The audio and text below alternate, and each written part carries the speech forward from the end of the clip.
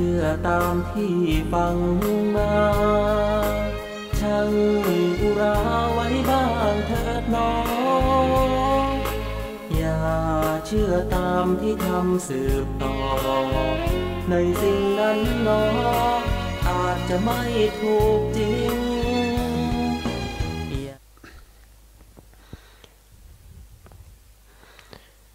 อะระหังสัมมา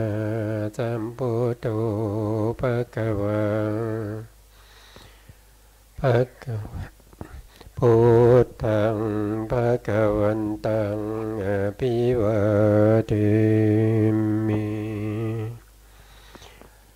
สวากขาโตภะคะวะตาธัมโมธัมมังนัมมัสสามิสุปฏิปันโนภะคะวะโตสาวกสังโฆสังฆังนะมามินะโมตัสสะภะคะวะโตอะระหะโตสัมมาสัมพุทธัสสะนะโมตัสสะภะคะวะโตอะระหะโตสัมมาสัมพุทธัสสะนะโมตัสสะภะคะวะโตอะระหะโตสัมมาสัมพุทธัสสะสัมมาสัมพุทธมัตตุลังสัสสะธัมมากานุตตมังอาภิวาทิยาปัสสิสังอาภิธรรมัตตาสังฆังตัทธาวุตตาภิธรรมัตตาจตุตาปรมัตตโตจิตตังเจตสิกังรูปังนิพพานามิติสัพพทา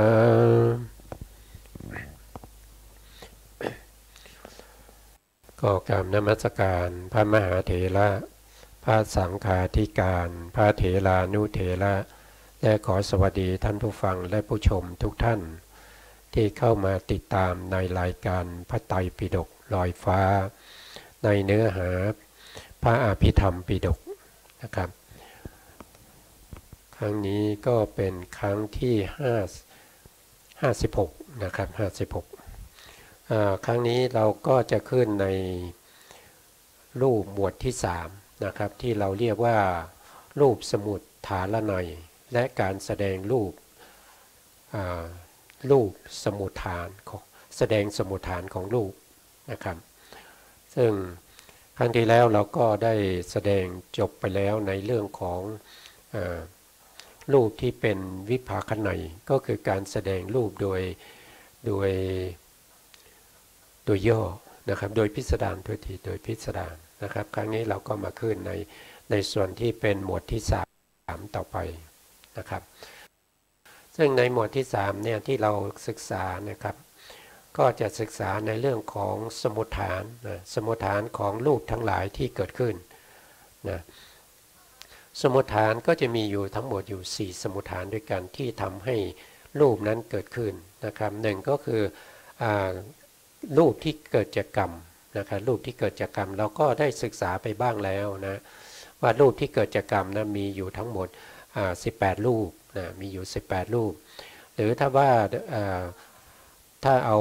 ลักษณะรูป4มารวมด้วยก็จะเป็นกัมมัชรูป20นะครับอันที่2ก็คือจิตตชรูปก็คือรูปที่เกิดจากจิตนะครับจิตมีจิตเป็นสมุฏฐานมีจิตเป็นสมุฏฐานรูปที่3ก็คือรูปที่เกิดจากอุตุก็คือความเย็นความร้อนรูปที่เกิดจากอุตุนะครับ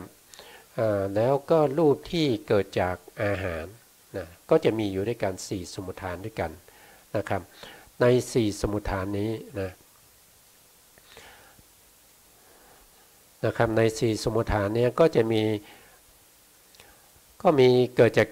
กกรรมนะครับเกิดจากกรรมก็จะมีอยู่18นะครับเกิดจากจิตนะครับก็จะมีอยู่15 เกิดจากอุตุก็มีอยู่13เกิดจากอาหารก็จะมีอยู่12นะครับแล้วก็สมุฏฐานของรูปใน4อย่างนี้คือ1คือเกิดจากกรรมนะทีนี้กรรมเนี่ยก็คือได้แก่อะไรนะเราเคยพูดไปครั้งก่อนนู้นนะครับว่ากรรมเนี่ยก็คือตัวเจตสิกตัวหนึ่งนะเจตสิกตัวหนึ่งที่เราเรียกว่าเป็นเจตนาเจตสิกนะครับเป็นเจตนาเจตสิกเจตนาเจตสิกเนี่ยก็จะอยู่ตรงนี้นะครับตรงนี้ก็คือเจตนาเจตสิกเจตนาเจตสิกเนี่ยเป็นเจตนาที่อยู่ในสัพพจิตตสาธารณเจตสิก7นะครับซึ่งเป็นเจตสิกดวงที่4ในสัพพจิตตสาธารณเจตสิก7ซึ่งเขาจะทำหน้าที่ในการที่จะชักชวนสัมปยุตธรรมทั้งหลายให้ทำหน้าที่ของตนนะครับก็คือมุ่งสู่อะไรมุ่งสู่หน้าที่นะถ้าเข้าไปเกิดที่ไหนนะถ้าเขามีกำลังเราก็จะเรียกเขาว่าเป็นตัวกรรมนะครับเป็นตัวกรรมกรรมก็จะมีอยู่ด้วยกันว่าโดยย่อๆก็จะมีอยู่2อย่างนะครับก็จะมี2อย่าง2อย่างนั้นก็คือได้แก่1ก็คือเขาเรียกว่าเป็นสหชาตกรรมนะสหชาตกรรมก็คือกรรมที่เกิดพร้อมกับสัมปยุตธรรมก็คือเกิดอยู่ในตัวเดียวกันกับตัวที่เป็นมหากุศลนะครับหรือว่าเป็นอกุศลหรือเป็นมหากุศลหรือมหาวิบากหรือมหากิริยานะครับเพราะว่าเจตสิกที่ชื่อว่ากรรมเนี่ยเขาจะเกิดร่วมกับจิตได้ทั้งหมดจิตทั้งหมดเนี่ยมีอยู่121ดวงนะครับ121ดวงเจตสิกที่ชื่อว่าเจตนาตัวนี้เขาเป็นสัพพจิตตสาธารณเจตสิกเพราะฉะนั้นเขาจะต้องเกิดกับจิตทุกๆดวงนะครับจิตมีอยู่141เพราะฉะนั้นเจตสิกที่ชื่อว่าตัวเจตนาก็จะอยู่ในจิตพวกนี้หมดเลยนะไม่ว่าจิตดวงไหนที่เกิดขึ้นมานะครับจิตดวงนั้นก็จะต้องมีเจตนาอยู่ในนั้นด้วยนะถึงแม้ว่าจิตที่มีเจตสิกเกิดน้อยที่สุดอย่างเช่นสัพพจิตตสาธารณเจตสิก7เนี่ยนะมีแค่7ดวงเท่านั้นเองเจตสิกประกอบอยู่ในจักขูวิญญาณจิต2โสตวิญญาณจิต2คานาวิญญาณจิต2ชิวหาวิญญาณจิต2แล้วกายวิญญาณจิต2มีเจตสิกประกอบอยู่แค่7ดวงที่จิตที่มีเจตสิกประกอบน้อยที่สุดก็ยังมีตัวเจตนาอยู่ในนั้นด้วยตัวเจตนานั้นกับสัมปยุตธรรมที่อยู่ในจิตที่เกิดพร้อมกันเราจะเรียกว่าเป็นสหชาตกรรมนะครับเป็นกรรมที่เกิดพร้อมกันกับสภาวธรรมทั้งหลายไม่ว่าจะเป็นจิตนะครับไม่ว่าจะเป็นเจตสิกอื่นๆอย่างเช่นผัสสะอย่างเช่นเวทนาสัญญาเอกคตาชีวิตินทรีย์มนสิการที่เกิดพร้อมกับเจตสิกที่ชื่อว่าเจตนานั้นรวมกันแล้วเราจะเรียกว่าเป็นสัมปยุตธรรมแต่สัมปยุตธรรมนี้ถ้ายกเจตสิกที่ชื่อว่าเจตนาขึ้นเป็นประธานก็จะเรียกว่าเป็นสหชาตกรรมนะครับเป็นสหชาตกรรมในอกุศลจิตก็มีนะครับสหชาตกรรมเนี่ยนะครับในวิบากก็มีในกิริยาก็มีในมหากุศลก็มีในมหาวิบากก็มีในมหากิริยาก็มีถ้าจิตดวงไหนเกิดขึ้นแล้วจิตดวงนั้นจะต้องมีสหชาตกรรมด้วยเพราะเกิดพร้อมกันนะครับทีนี้แต่สหชาตกรรมเนี่ยเขาเกิดขึ้นแล้วเขาก็ดับไปพร้อมกับจิตเขาก็ดับไปพร้อมกับจิตแต่ตัวกรรมที่อยู่เจตนาที่อยู่ในอกุศลจิตที่เกิดขึ้นมาแล้วก็ดับไปเขายังส่งผลเขายังทิ้งเชื้อพันธุ์เอาไว้เชื้อพันธุ์นั้นเราจะเรียกว่าเป็นนานักคณิกะกรรมะนะครับเป็นกรรมที่เกิดขึ้นต่างคณะนะครับก็คือหมายความว่าเราทำกรรมในปัจจุบันนี้นะครับเมื่อเราทำกรรมในปัจจุบันนี้เขายังไม่ให้ผลทันทีตอนนี้เราทำปุ๊บเขายังไม่ให้ผลไม่เหมือนกับสหชาตกรรมนะครับนานักคณิกะกรรมเนี่ยเขาจะให้ผลทีหลังเขาจะให้ผลต่างจากขณะ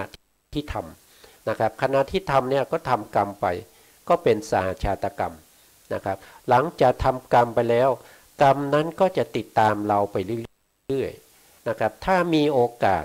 นะครับกรรมนั้นเขาก็จะให้ผลเรานะครับเขาก็จะให้ผลเรานะ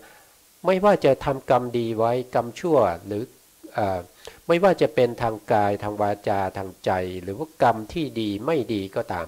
นะครับเขามีโอกาสเขาจะให้ผลทันทีนะครับเขาจะไม่รอนะครับเขามีโอกาสเขาให้ผลทันทีเขาจะไม่มีการรอว่าคนนี้ปัจจุบันนี้เขาทำความดีนะเขาเป็นคนดีนะกรรมชั่วยังไม่ต้องให้ผลถึงทันแล้ว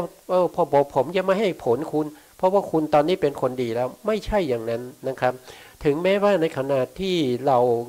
เป็นคนดีแล้วแต่กรรมเก่าที่ในอดีตที่เป็นอกุศลกรรมที่ตามมาจนทันเนี่ยเขาจะให้ผลทันทีเลยเขาไม่สนใจนะครับว่าในขณะนั้นคุณกำลังเป็นคนดีหรือไม่ดีนะครับในขณะนั้นคุณกำลังเจริญวิปัสสนาในขณะนั้นคุณกำลังเข้าฌานนะครับถ้าเขาทันเนี่ยเขาจะให้ผลทันทีเขาจะไม่สนใจเลยว่าขณะนี้บุคคลนี้กำลังจะได้มรรคนะครับเข้าสู่โคตภูญาณแล้วนะครับจากอนุโลมญาณเข้าสู่โคตภูญาณแล้วกำลังจะเข้าสู่มรรคญาณกรรมเขาทันนะครับเขาจะให้ผลคุณทันทีเลยเขาจะไม่สนใจนะครับไม่สนใจว่าในขณะนั้นคุณเป็นบุคคลที่ดีหรือไม่ดีนะหน้าที่เขาคือเขาจะให้ผลเมื่อมีโอกาสนะเขาจะให้ผลนะครับเขาให้ผลเป็นอะไรบ้างนะครับทีนี้เราก็พูดถึงเรื่องของกรรมนะครับกรรมเนี่ยเขาจะให้ผลมาหนึ่งก็คือให้ผลในปฏิสนธิการนะครับในปฏิสนธิการนี้เขาก็จะให้ผลมาเป็นอยู่2อย่างนะครับ2อย่างนั้นเราก็จะเรียกว่า1ก็คือนามธรรมนะครับนามธรรมที่เขาให้มานั่นคือปฏิสนธิจิตนะในตัวที่เป็นปฏิสนธิจิตเนี่ยเป็นผลมาจากกรรมในอดีตในภพก่อนอาจจะเป็นภพที่ต่อจากภพนี้ก็ได้หรือว่าอาจจะเป็นอกุศลกรรมที่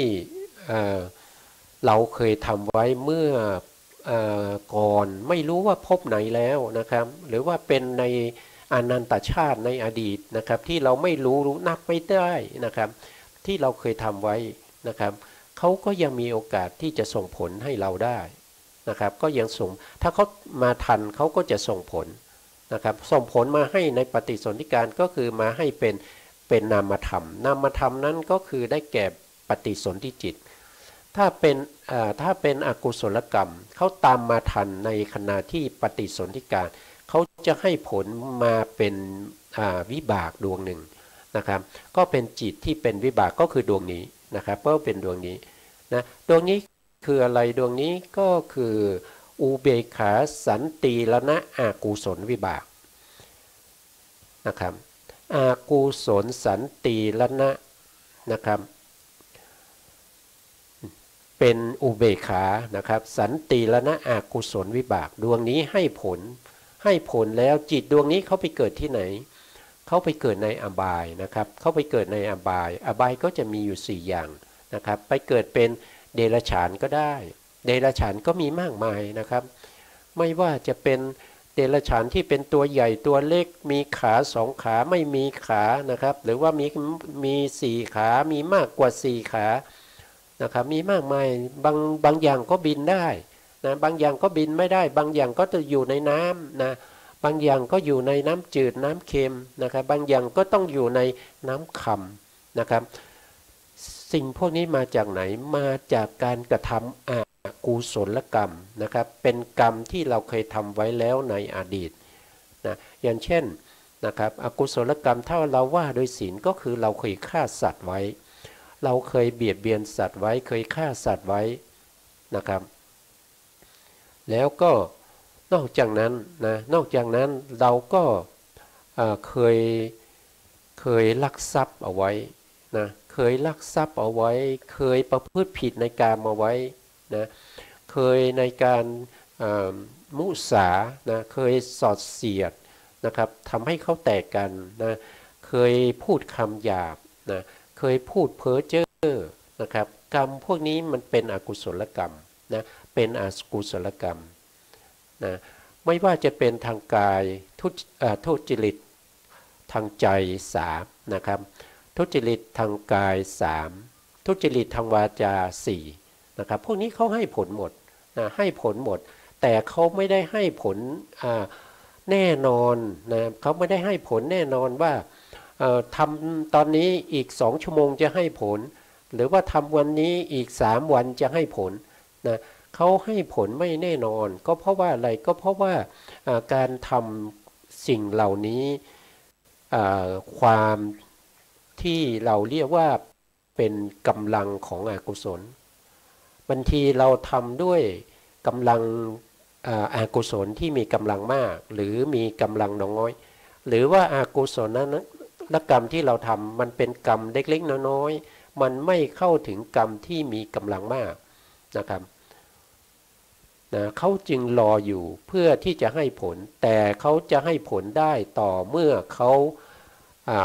มีโอกาสพร้อมแล้วนะมีโอกาสพร้อมแล้วแต่กรรมที่จะเป็นอโหสิกรรมไม่ให้ผลไม่มีนะครับไม่ให้ผลเนี่ยไม่มีนะเขาจะให้ผลแต่เขายังรอโอกาสอยู่นะครับบางท่านศึกษามานะครับบางท่านอาจจะเข้าใจว่ายกตัวอย่างนะครับอย่างเช่นเรื่องของกรรมเนี่ยนะยกตัวอย่างเรื่องของกรรมสมมติว่าเราเคยไปฆ่าสัตว์เอาไว้นะครับเวลาที่เราฆ่าสัตว์เนี่ยสัตว์นั้นเป็นตัวใหญ่เราก็ต้องใช้ความพยายามมากสัตว์นั้นเป็นตัวเล็กเราก็ใช้ความพยายามน้อยนะครับในขณะที่เราใช้ความพยายามในการฆ่าสัตว์นะจิตของเราในการฆ่าจะต้องเป็นโทสะมูลจิตนะครับก็เป็นโทสะก็จะมีอยู่2 ดวงนะครับโทสะ2 ดวงนี้ก็จะทำหน้าที่เป็นชวนะในวิถีที่เป็นมโนทวารวิถีนะครับเป็นมโนทวารวิถีในการที่จะสั่งให้กายเนี่ยเกิดการฆ่าสัตว์ขึ้นมานะเมื่อเขาทำไปแล้วเนี่ยชวนะในขณะที่ทำกรรมนั้นจะมีมากมายนะครับแต่ว่าในวิถีหนึ่งชวนะที่ทำการฆ่าสัตว์เนี่ยนะครับจะมีอยู่7 ดวงนะ7 ดวงนะครับอย่างที่เราเคยเห็นภาพวิถีไปแล้วนะครับเดี๋ยวผมหารูปให้ดูนะครับหารูปให้ดูไม่รู้ว่าจะรูปที่มันจะชัดเจนหรือเปล่านะครับเพราะว่ามีแต่รูปวิถีในขณะที่ไม่ค่อยชัดเจนเท่าไหร่เอารูปนี้ก็แล้วกันนะครับ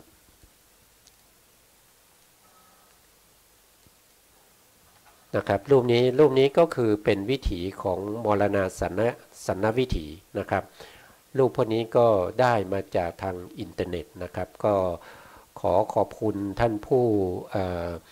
ได้สร้างรูปพวกนี้เอาไว้นะครับอันนี้ก็ได้มาจากชมรมพุทธคุณนะครับที่ได้มานะครับเราก็จะเห็นได้ว่านะครับในช่วงที่เป็นชวนะนะครับอย่างเช่นนะเดี๋ยวขอขยายนิดนะครับช่วงนี้เป็นชวนะนะครับช่วงนี้เป็นชวนะเนี่ยก็จะมีอยู่7นะครับก็จะมีอันนี้ก็คือดวงที่1นะครับอันนี้ดวงที่2อันนี้ดวงที่3อันนี้ดวงที่4อันนี้ดวงที่5อันนี้ดวงที่6อันนี้ดวงที่7นะครับก็จะมีชวนะอยู่7 ดวงในการที่เราฆ่าสัตว์ครั้งหนึ่งชวนะก็จะเกิดขึ้นในวิถี1วิถีนี้ก็จะเกิด7 ขณะแต่ในขณะที่เราฆ่าเนี่ยเราใช้เวลามากน้อยก็ขึ้นอยู่กับความพยายามในสัตว์ที่มีชีวิตเพื่อจะตัดชีวิตเขานะครับเพื่อให้เขาตายนะครับถ้าเราใช้เวลามากชวนะก็จะมีมากมายนะครับหลายวิถีเป็นแสนวิถีเป็นโกฏวิถีแล้วในแสนวิถีเนี่ยสมมติว่าแสนวิถีชวนะในแสนวิถีก็จะมีชวนะถึง700,000 ดวงด้วยกันนะครับ700,000 ดวงด้วยกันนะในขณะที่เราฆ่าเนี่ยชวนะดวงที่1เนี่ยเขาจะให้ผลในชาติปัจจุบันนะครับในชาติปัจจุบันแต่ไม่ใช่ให้ในขณะที่ฆ่า นะครับเขาเป็นนานาคณิกกรรมนั่นแสดงว่าเขาจะให้ต่างเวลานะครับเขาจะให้ต่างเวลากับการทำกรรมสมมติว่าเราฆ่าสัตว์ตอนเช้าเนี่ยนะครับสัตว์นั้นก็ตายตอนเช้านะครับแต่ว่าไอ้ตัวที่เป็นชวนะเขามีโอกาสให้ผลหลังจากที่เราฆ่าสัตว์นั้นแล้วสัตว์นั้นตายลงแล้วนะครับสัตว์นั้นตายลงอาจจะเป็นให้ผลหลังจากสมมติว่าตายไปประมาณ9 โมงนะครับหลังจาก9 โมงตั้งแต่นั้นมาเลยเขามีโอกาสที่จะให้ผลนะครับแต่ว่าเขามีโอกาสเมื่อไหร่เขาจะให้ผลทันทีนะครับให้ผลทันทีนั่นหมายความว่าเขาให้ผลหลังจากที่เราฆ่าแล้วนั่นก็คือต่างเวลากันในขณะที่ฆ่าประมาณ9 โมงหลังจาก9 โมงเนี่ยสัตว์ก็ตายลงหลังจาก9 โมงไปเนี่ยครับหลังจากที่สัตว์ตายไปเนี่ยเขาจะมีโอกาสให้ผลตลอดนะครับเพียงแต่ว่าเขาจะมีกำลังมากน้อยแค่ไหนที่เขาจะให้ผลเราส่วนในภพที่2ก็เป็นชวนาดวงที่7นะครับดวงที่7เนี่ยเขาจะให้ผลในปฏิสนธิการนะครับเขาให้ผลในปฏิสนธิการก็คือให้ผลนำเกิดนะนำเกิดก็คือที่เราพูดถึงเมื่อกี้ถ้าเราฆ่าสัตว์เนี่ยการนำเกิดเราก็จะได้มาเกิดเป็นได้จิตดวงนี้มานะครับได้จิตดวงนี้มาจิตดวงนี้ก็คืออุเบกขาสันติรณะอากุศลวิบากไปเกิดที่ไหนไปเกิดในอบายภูมินะไปเกิดในอบายภูมิอบายภูมิก็อยู่ตรงไหนนะครับทีนี้เราก็มาดูอบายภูมิก็อยู่ตรงนี้นะครับอยู่ตรงนี้นะอยู่ตรงนี้อบายภูมิเนี่ยก็จะมีอยู่4ภูมิด้วยกันนะใน4ภูมิเนี่ยจิตดวงนี้พาเราไปเกิดได้ทั้ง4ภูมิเลยนะครับไม่ว่าจะเป็นเดรัจฉานนะครับเกิดเป็นเดรัจฉานนะเกิดเป็นเปรตนะเป็นอสุรกายนะครับเป็นเปรตแล้วก็เป็นสัตว์นรกนะครับสัตว์นรกเขาพร้อมที่จะให้ผลเราทันทีถ้าเขามีโอกาสนะครับแต่บางท่านอาจจะถามว่าอย่างนี้ก็เราก็ไม่รู้ว่ามันจะให้ผลเราเมื่อไหร่ก็ถูกต้องครับเขาจะให้ผลเราเมื่อไหร่ไม่รู้นะแต่มีกรรมอยู่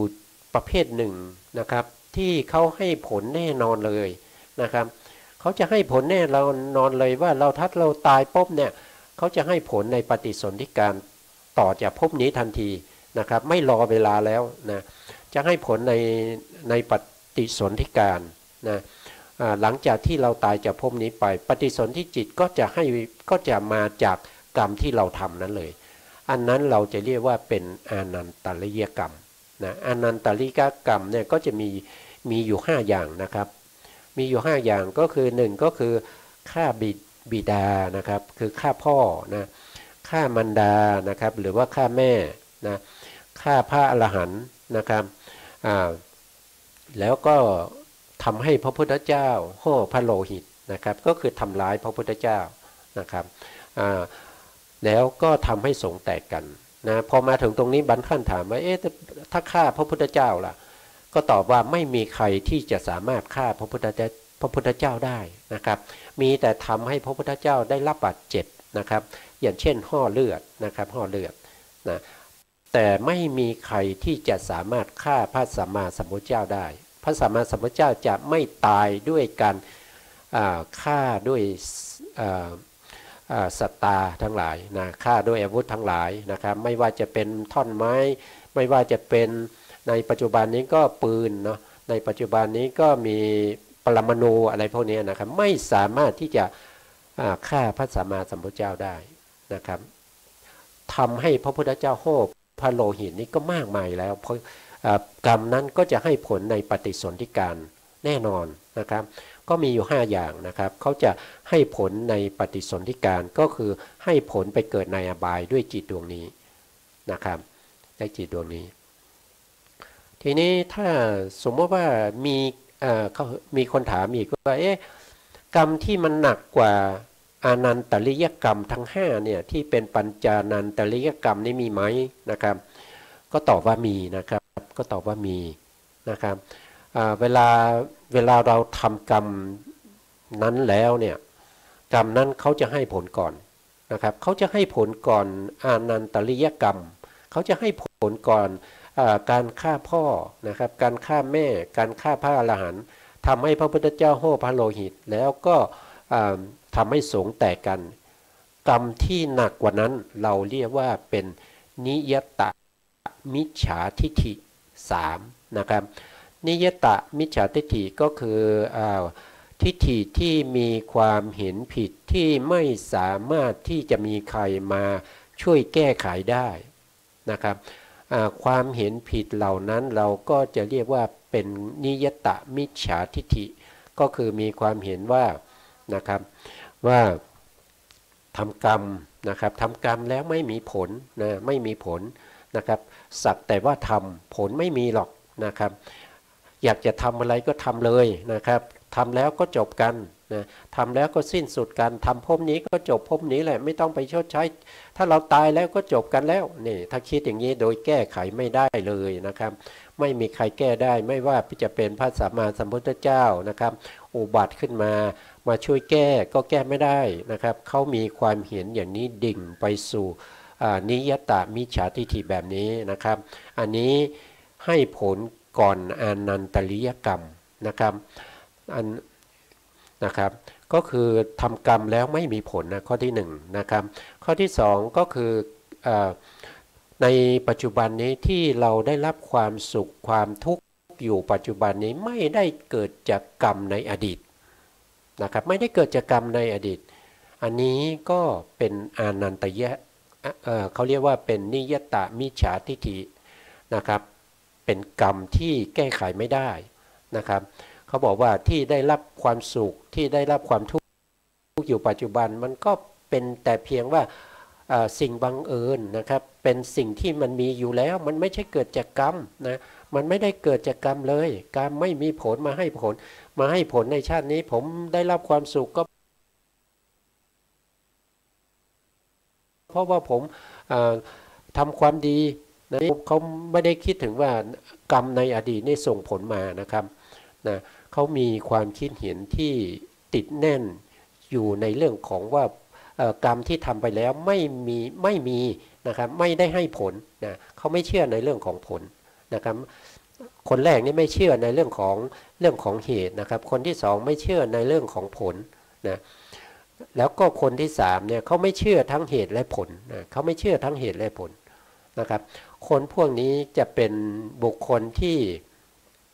เรียกว่าเป็นบุคคลที่มีมิจฉาทิฏฐิที่เราเรียกว่าเป็นนิยตมิจฉาทิฏฐิซึ่งเป็นกรรมที่หนักที่สุดนะครับ ขออภัยครับเป็นกรรมที่หนักที่สุดแล้วเวลาตกนรกก็ตกนรกที่ขุมที่ลึกที่สุดแล้วก็อยู่ในนรกนานที่สุดนะครับนานกว่าบุคคลที่ทำอานันตริยกรรมนะครับแล้วเวลาให้ผลเขาก็ได้รับผลก่อนนะครับนะอันนี้ก็คือบุคคลที่ทำกรรมที่ไม่ดีนะครับบางคนอาจจะถามคนที่ทำกรรมดีล่ะนะครับเวลาเราพูดถึงคนที่ทำกรรมไม่ดีไปแล้วเนี่ยคนที่ทำกรรมดีเนี่ยจะได้รับผลในภพปัจจุบันนี้ไหมจะได้รับผลทันทีไหมได้รับผลแน่นอนไหมหรือว่าจะได้รับผลไม่แน่นอนอยู่นะครับก็ตอบว่าที่ได้รับผลแน่นอนก็มีนะครับที่ได้รับผลแน่นอนก็มีนะเดี๋ยวเมื่อกี้ลืมพูดถึงชวนะนะครับขอต่อตรงนี้นิดหนึ่งนะครับเพราะว่าพูดเลยไปนะไม่ได้พูดถึงตรงนี้ชวนะดวงที่2นะครับชวนะดวงที่2ดวงที่3ดวงที่4ดวงที่5ดวงที่6ยังไม่ได้พูดถึงนะครับชวนะพวกนี้ก็มีเจตสิกที่ชื่อว่าตัวเจตนาที่เป็นกรรมอยู่ในนี้ด้วยนะครับเจตนาที่อยู่ในนี้เนี่ยนะครับเวลาเราทำไปแล้วนะเราทำไปแล้วเนี่ยเขาจะให้ผลเมื่อไหร่ก็ตอบว่าเขาจะให้ผลในภพที่3นะในภพที่3ก็คือนับหลังจากภพหน้าไปนะครับภพหน้านี้ตัวไหนให้ผลนะภพหน้าก็คือปฏิสนธิก็คือดวงนี้จะให้ผลนะครับชาวนาดวงที่7นี้จะให้ผลในประวัติการก็จะมีกรรมเก่าๆที่เราเคยทำไว้นะครับตั้งแต่ดวงที่2เนี่ยที่เราเคยทำไว้ในนับถอยหลังไปภพที่3ไปเนี่ย นะครับตั้งแต่ดวงที่2จนถึงดวงที่6เนี่ยก็ตามให้ผลเราอยู่นะครับแล้วชวนาที่เราทำในภพนี้ตั้งแต่ดวงที่2จนถึงดวงที่6เนี่ยก็จะให้ผลในภพที่3นะครับการให้ผลในภพที่3นั้นนั่นแสดงว่าเขามีโอกาสนะครับถ้าเขาไม่มีโอกาสเขายังไม่ให้ผลนะเขาจะตามไปเรื่อยๆนะครับไม่ว่าเราจะเวียนว่ายตายเกิดนานแค่ไหนนะนานแค่ไหนก็ตามนะครับเขาก็ยังจะตามพวกเราไปเรื่อยๆนะครับตามพวกเราไปเรื่อยๆจนกว่าเขาจะให้ผลนะครับเพราะฉะนั้นเราจะเห็นได้ว่าจะไม่มีอโหสิกรรมเลยถ้าเราไม่ได้ปารินิพพานนะครับถ้าเราปารินิพพานเข้าสู่พระนิพพานแล้วเนี่ยพวกนี้เนี่ยจะไม่ตามไปแล้วนะครับก็คือเป็นอโหสิกรรมนะเป็นอโหสิกรรมในลักษณะอย่างนั้นนะครับแล้วก็ในลักษณะอีกอย่างหนึ่งก็คืออโหสิกรรมก็คือดวงที่1ดวงที่1เนี่ยเขาให้ผมในเขาให้ผลในภพนี้นะครับแต่ว่าสมมุติว่า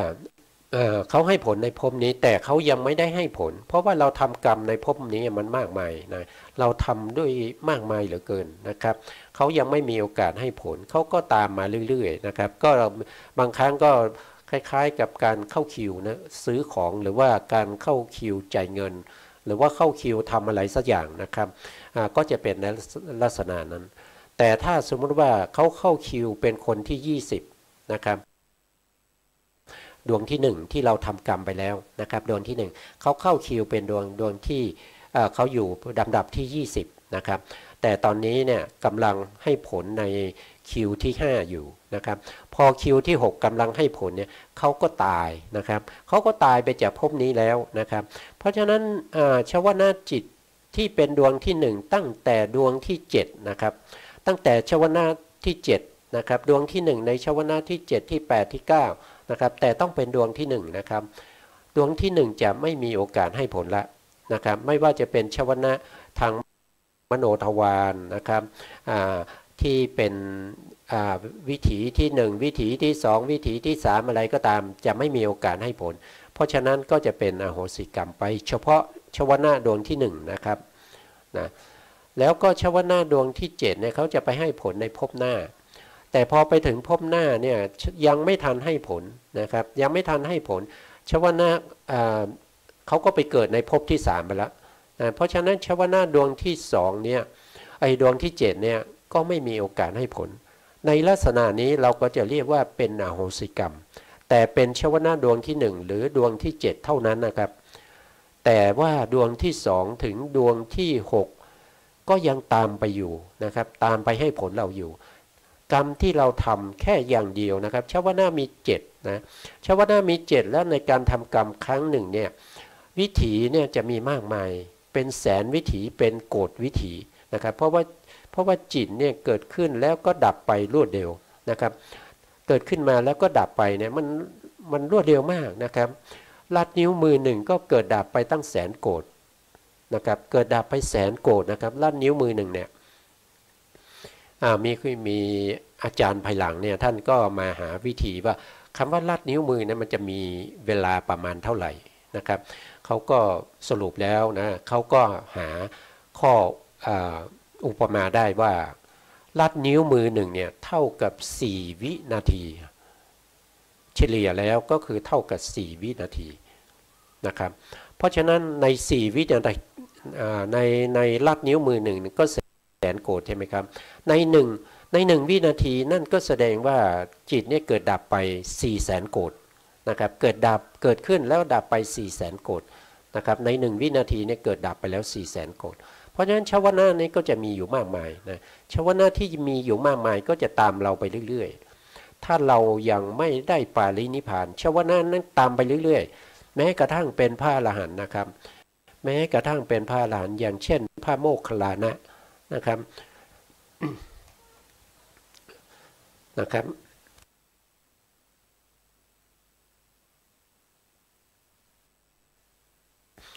บอย่างเช่นท่านพระโมคคัลลานะนะครับท่านเคยทุบตีบิดามารดานะครับเคยทำอนันตริยกรรมเอาไว้ไม่รู้ว่าภพไหนนานมากแล้วนะครับนานมากแล้วนะในภพสุดท้ายที่ท่านเป็นพระอรหันต์นะครับท่านยังต้องถูกทุบนะครับ จนมาทุบท่านจนกระดูกเนี่ยละเอียดหมดนะครับกระดูกแต่ละกระดูกเนี่ยก็จะละเอียดเป็นเม็ดข้าวสารเลยนะครับนะมันรุนแรงถึงขนาดนั้นนะครับท่านเป็นพระอรหันต์แล้วนะท่านเป็นอัครสาวกที่มีฤทธิ์มากที่สุดนะครับท่านยังไม่พ้นจากกรรมเลยนะครับกรรมนั้นยังให้ผลท่านนะครับทำให้ท่านต้องได้รับความทุกข์ทรมานทำให้ท่านจะต้องปารินิพพานด้วยความทุกข์ทรมานจากกายที่ถูกโจรนะครับทุบนะครับจนกระดูกนี้ละเอียดนะครับละเอียดเท่ากับเม็ดข้าวสารนะครับก็จะเป็นในลักษณะนี้การให้ผลของกรรมเนี่ยก็จะเป็นลักษณะเพราะฉะนั้นการให้ผลของกรรมเนี่ยถ้าเราพูดไปแล้วเนี่ยส่วนใหญ่เขาจะให้ผลไม่แน่นอนนะครับจะมีส่วนน้อยเท่านั้นที่เขาจะให้ผลแน่นอนนะทีนี้ก็กลับมาในส่วนที่เป็นกุศลกรรมนะครับที่เป็นกุศลกรรมเนี่ยที่ให้ผลแน่นอนมีไหมนะครับก็ตอบว่ามีนะครับกุศลกรรมที่ให้ผลแน่นอนนี่มีอยู่นะครับแต่ว่าเราจะทำได้ไหมนะครับอย่างเช่นข้อที่1นะครับข้อที่1ก็คือการที่เราจะให้ได้ผลทันทีเลยนั่นก็คือให้ผลในลำดับแห่งตนเลยนะครับนั่นคือการปฏิบัติวิปัสสนาให้พยายามเข้าถึงในมรรคจิตมรรคจิตเนี่ยเขาเป็นกุศลนะครับมรรคจิตเนี่ยเขาเป็นกุศลนะครับมรรคจิตตรงนี้นะครับเขาเป็นกุศลนะครับในมรรคจิตเนี่ยก็จะมีเจตสิกที่ชื่อว่าเจตนาอยู่นะครับแล้วเจตสิกที่อยู่ในมรรคจิตที่เขาเกิดพร้อมกันนะเขาก็จะเป็นสาชาตกรรมนะเขาเป็นสาชาตกรรมนะครับแล้วทีนี้ในขณะที่เราปฏิบัติวิปัสสนาเนี่ยเราผ่านในญาณต่างๆมาจนถึงญาณที่เราเรียกว่าโคตภูญาณนะครับแล้วก็เข้าสู่มรรคญาณนะครับเข้าสู่มรรคญาณมรรคจิตก็จะเกิดขึ้นนะครับครั้งแรกก็จะเรียกว่าเป็นโสดาปัตติมรรคจิตเกิดขึ้นโส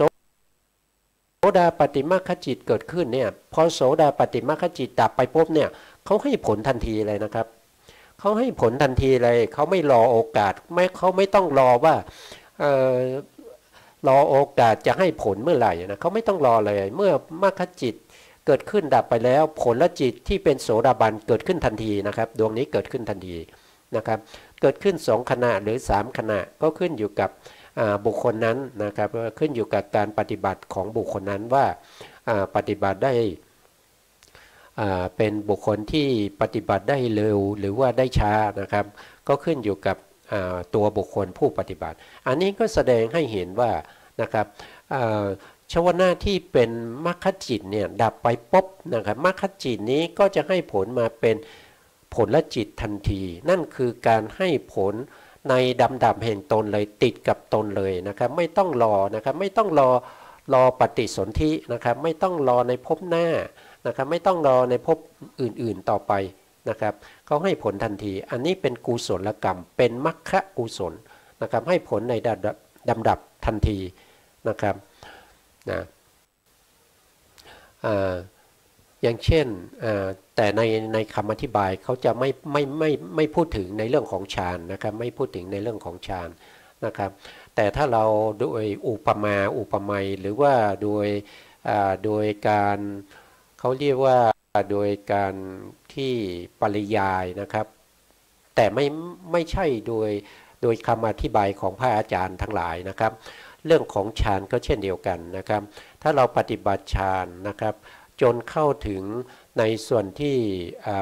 เรากำหนดในเรื่องของอานาปานสติอย่างเช่นกำหนดลมหายใจพุทโธพุทโธนะครับถ้าเราสามารถที่จะทำได้จนถึงอุปจารสมาธินะครับแล้วก็เข้าสู่ปฏิภาคคณิมิตนะครับแล้วก็เข้าสู่ความใสของปฏิภาคคณิมิตนะครับฌานจิตก็จะเกิดขึ้นเหมือนกันแต่ฌานจิตเนี่ยเขาไม่ได้เป็นผลเขาเป็นกุศลนะครับเพราะฉะนั้นเราพูดในเรื่องนี้ก็ยังไม่ทันเท่าไหร่นะครับเวลาก็หมดนะครับตอนนี้เวลาก็หมดอีกแล้วนะครับเพราะฉะนั้นก็ต้อง เอาไว้พูดในโอกาสต่อไปนะครับว่าเรื่องของกรรมเนี่ยเป็นเรื่องที่เราควรจะสนใจนะครับเพราะว่ากรรมเนี่ยให้ผลเราได้นะครับเพราะอย่างเช่นนี้นะครับเวลาหมดนะครับกรรมก็บอกให้เราหยุดนะครับเพราะฉะนั้นเราก็จำเป็นต้องหยุดไปก่อนนะครับแล้วก็ค่อยพบกันใหม่ในครั้งต่อไปครับนะครับสุดท้ายนี้นะครับก็ขอกราบขอบพระคุณพระครูสมุทรวิศวัตรวรกิจโจนะครับผู้อำนวยการสถานีวิทยุคลื่นเพื่อการศึกษาพระพุทธศาสนาและวัฒนธรรมนะครับ 104.5 FM นะครับวัดฝายหินนะครับแล้วก็ขอกราบขอบพระคุณพระครูปริยัติยานุศาสตร์นะครับแล้วขอบคุณท่านผู้ฟังและผู้ชมทุกท่านนะครับที่เข้ามาติดตามในรายการพระไตรปิฎกดอยฟ้าในส่วนที่เป็นเนื้อหาพระอภิธรรมนะครับต้องลาไปก่อนแล้วครับสวัสดีครับ